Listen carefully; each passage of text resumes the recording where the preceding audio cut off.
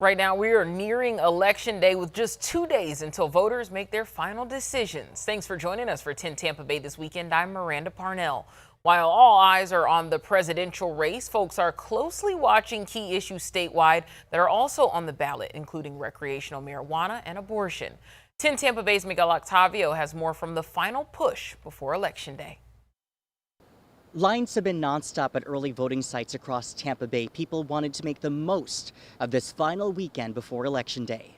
One final push. These days will demand everything we've got. We're going to bring back the American dream. Vice President Kamala Harris and former President Donald Trump made last-minute plea to voters. Some in St. Pete confident to see Trump back at the White House. I was confident in 2016, and right now it's like Niagara Falls. It's over the top.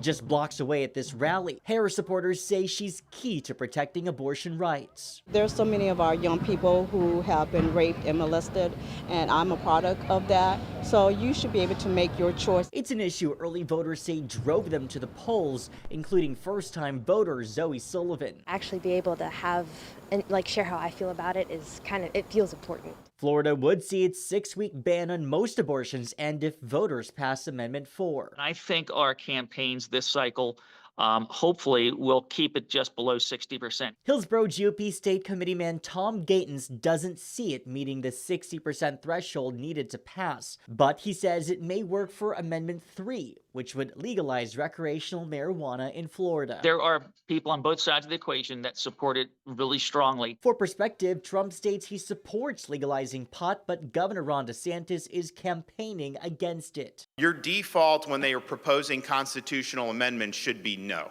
Some voters still aren't sold entirely in either party.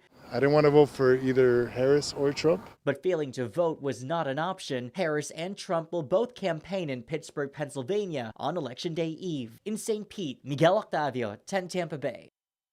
While early voting is closed in most counties in Florida, an executive order in Pinellas County allows voters to cast their ballot at any of the 3 supervisor of elections offices through Tuesday.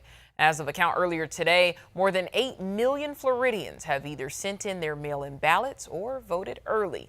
And you can stay on top of election night results by downloading our free 10 Tampa Bay Plus app. As soon as the polls close on election night, we will bring you live team coverage of the results, including expert analysis. That's Tuesday, November 5th, starting at 7 p.m.